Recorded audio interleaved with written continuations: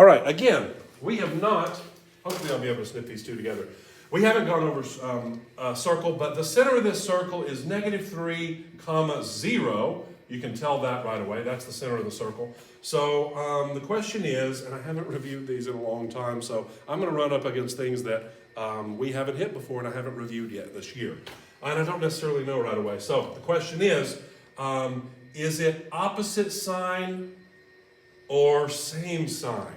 And I'm having trouble figuring that out. We could use a calculator probably and figure it out, but I do know also that the other side is the radius squared. So I'm going to go with -3.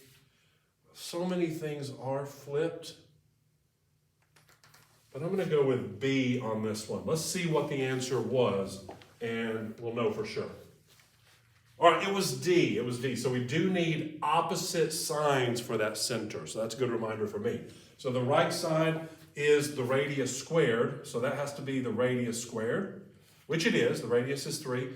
And then this is opposite and opposite. So -3, 0. The 0 would go there with the y, which it is. And then opposite sign for there. All right. Not bad, not bad. Solid glass sphere.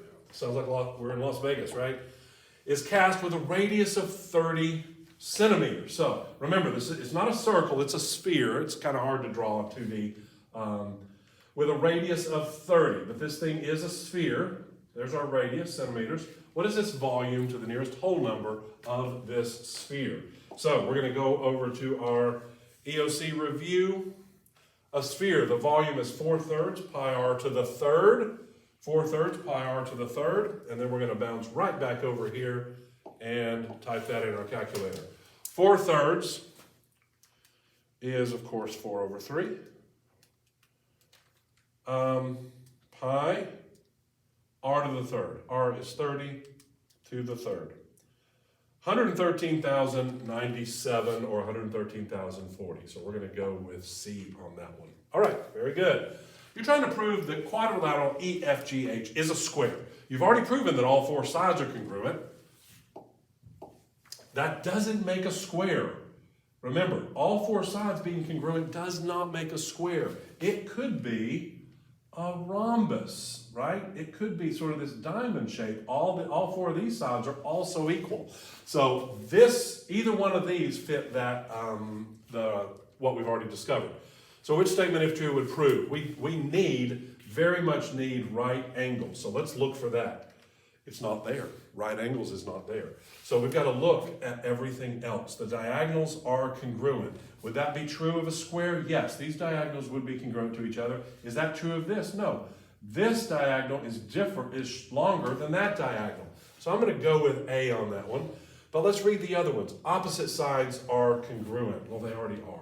The opposite angles are congruent. They already are. And they are on this too. You try to disprove it by seeing if it's true in your other figure. Okay? The adjacent angles are supplementary. So that one and that one might be supplementary. I don't remember exactly all the properties of a rhombus. These are, but it's 90 and 90. So we're going to go with A on that one. Love it. Love it. All right. Polygon STUVYW is shown below. After it's reflected across the y-axis is here, all right? So we're going to reflect this thing across the y-axis. We're going to turn it around the y-axis. What are the coordinates of S prime after the transformation? So we're just going to move S, and it's going to go, instead of here, it's going to go the same distance from the line of reflection, but on the opposite side. 1, 2, 3, 4, 5. 1, 2, 3, 4, 5. There's our new point at 5, -2. So there it is right there, C. All right. A rope is tied to the bottom of, does this look familiar, class? We just finished module 9 and it was all about right triangles.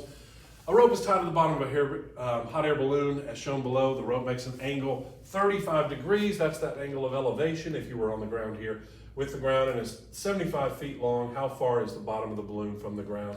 So we're just solving for that right there. There's our X.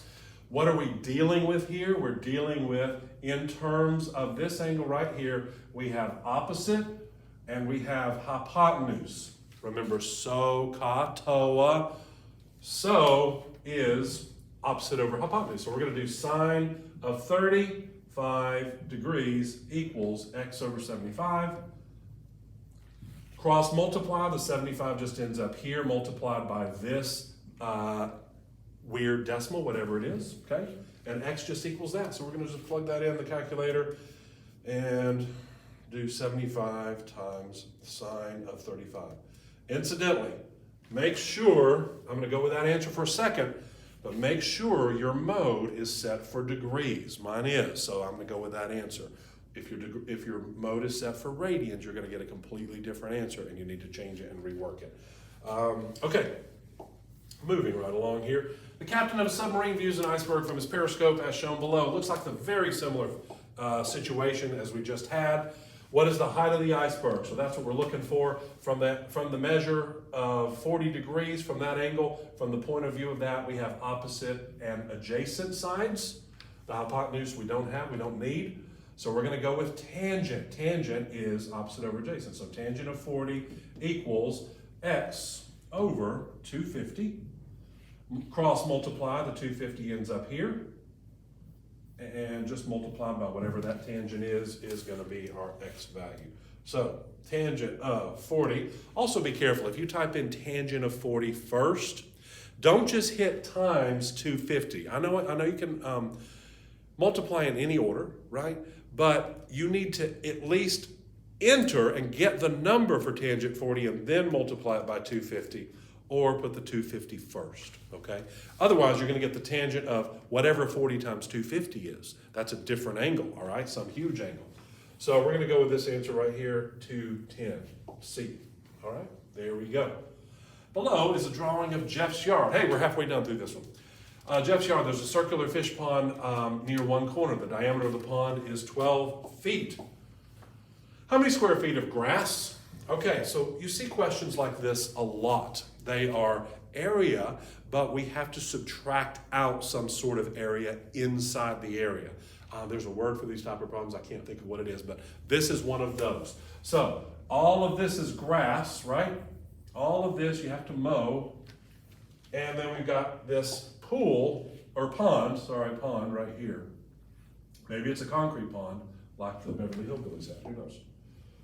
So the diameter of the pond is 12 feet, so that's all the way through it. So we know that then that the radius is 6 feet of that pond. So we're going to get the area of the whole thing here, and then subtract the area of the pond. So this is a trapezoid. We're going to go right back to our EOC reference sheet, which we're going to have with us.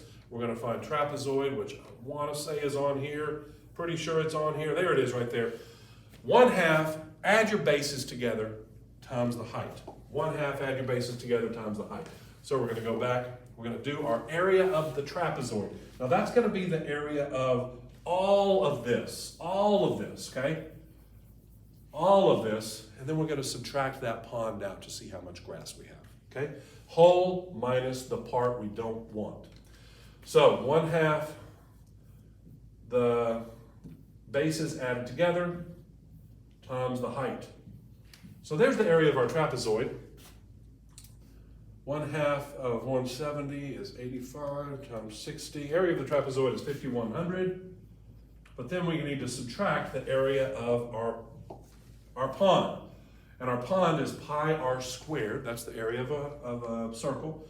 So pi r is, I forgot, 12 feet. 12 feet is the diameter, so r is 6. So 6 squared like this.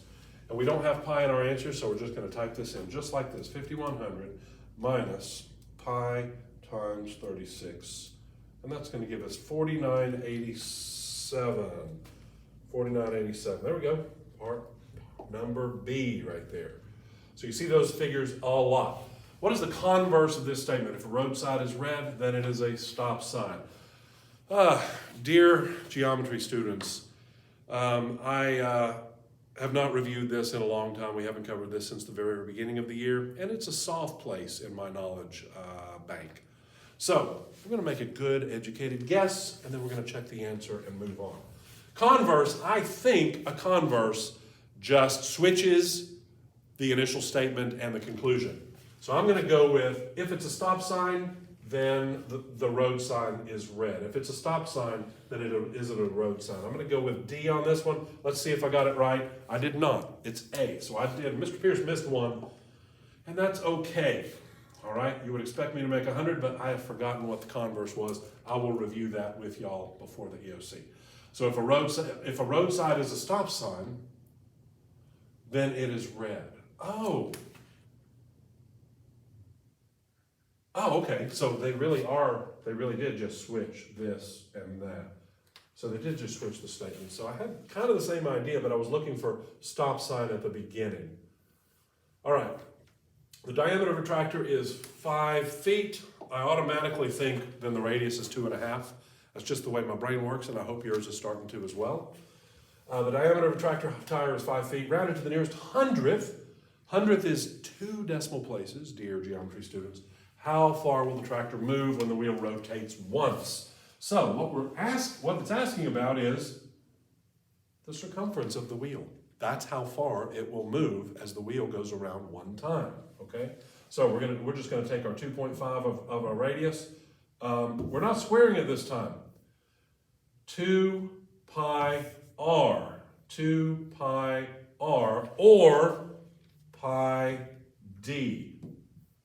Those will give you the same answer because 2 times r is the same as d. So we're just going to multiply that. 5 times 3.14, we're going to get 15.7 feet. And go with B on that one. Okay.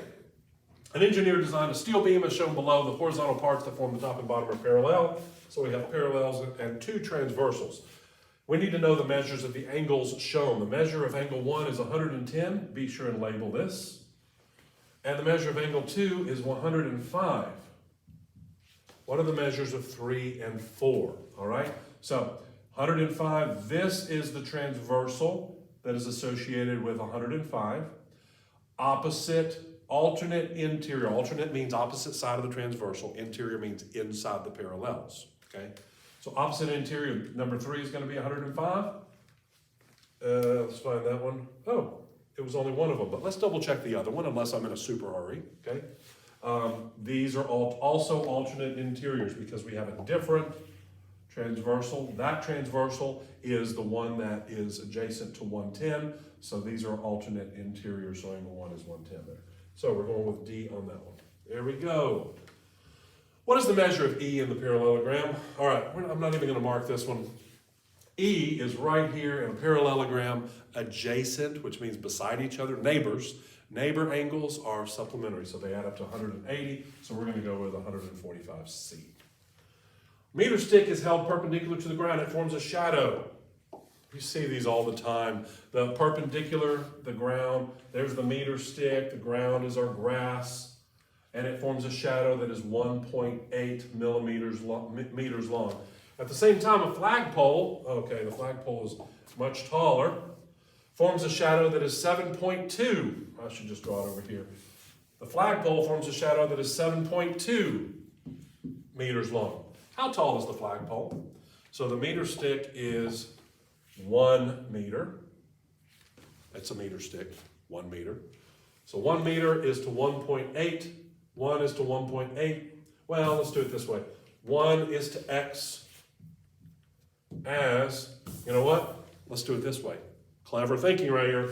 X is to 1, because that's just x. We don't have to cross multiply. Equals 7.2 to 1.8. And I believe that's 4, isn't it? Yeah, that's going to be 4. 7.2 divided by 1.8. So 7.2 divided by 1.8 is our nice even 4. All right, so we normally cross multiply. We set up the proportion with corresponding sides or corresponding parts and cross multiply, and that gives us 4. So we'll double check that. Yes, moving along. 4 more to go. Figure ABCD below is a quadrilateral. What is the value of x? So quadrilateral, best way to remember this. I do actually remember this, students. I'm proud to say I do actually remember this, but best way to remind you how to remember this, let's divide this figure up from the same corner into triangles, okay? So I can't connect D and A, it's already connected. So I can connect D and B, and then I can't connect D and C. Two triangles, each triangle, all the angles add up to 180. So in this quadrilateral, all these angles add up to 360. So there's nothing to it but to do it here. We gotta add everything together. So we gotta take every angle. There's A, there's B, here's C, which we have, here's D, and all of that added together equals our 360. So 5x, 6x, plus 75, plus that is plus 90. I'm doing too much in my head, but I'm trying to be quick about this so that the video doesn't end up too huge. That ends up with 270, and then 270 divided by 6. Does it go in? If not, I've made a careless mistake, and that's okay. It does, it's 45. So C should be 45 degrees. 45, and you could add them up. If you had time, you could add them up. This would be 45 plus that is 60. 45 times that is 135. And then just plug them in, add them up, make sure you get 360. Three more. Which theorem could be used to show that the two triangles are congruent? They are not drawn to look congruent, but we know that they are. We just have to say why. So we have this side and this side, and this side and this side. So we would have to flip this thing around, and then we would have side, angle, side, okay? The angle, if the A is between the S's, then the angle is between the sides. Works with angle, side, angle as well. Surface area is 4 pi squared. So let's go back to our reference sheet and find surface area. Surface area for a sphere. Sphere, surface area 4 pi r squared. 4 pi r squared. So let's remember that and write it down. So surface area of a sphere is 4 pi r squared. If the rate, so the surface area is 4 pi squared. Wait a minute. I just want to check one more thing.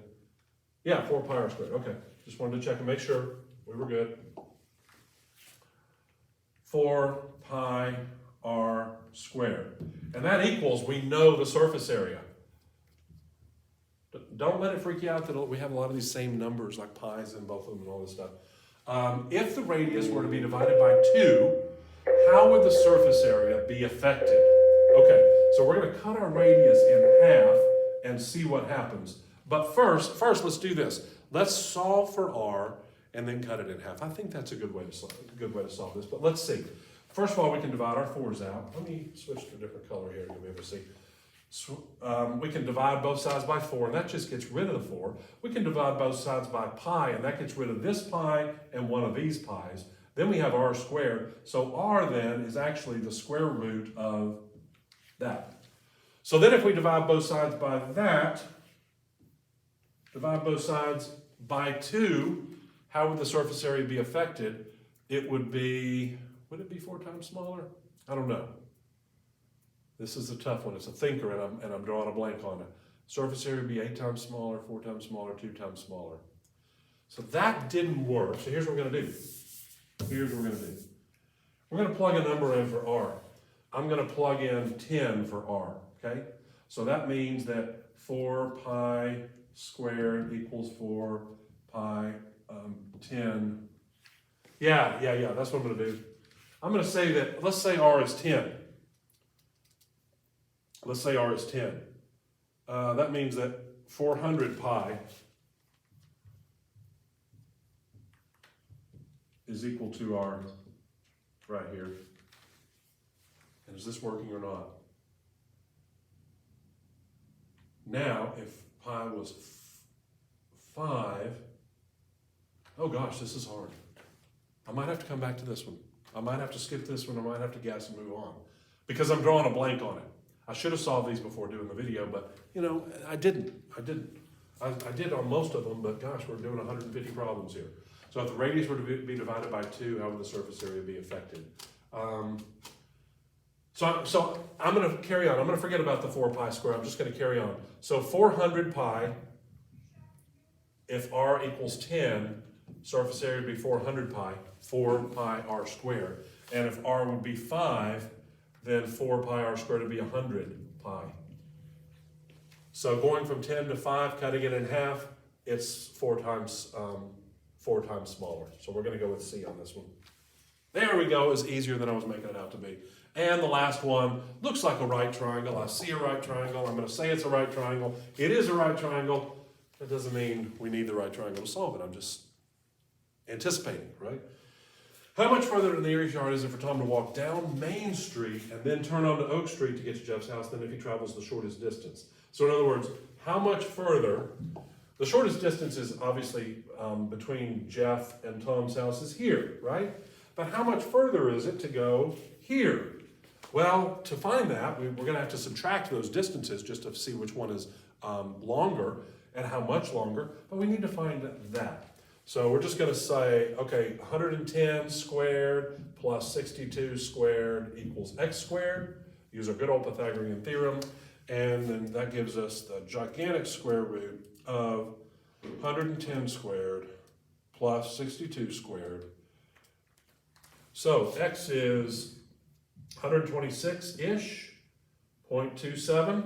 And then I'm going to subtract that, and I'm going to take my 172 and subtract that, minus that. So poor guy's walking about 46 yards further. We're going to go with A on this one. We'll make sure, yeah, it's A.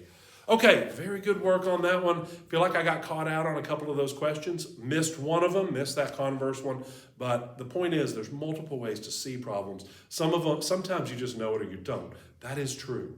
And I did not remember what converse was. But sometimes, if you draw a blank, there are multiple ways to figure it out. But my real lesson here is try to figure it out. Keep crunching those numbers. All right? We'll see you on the next one.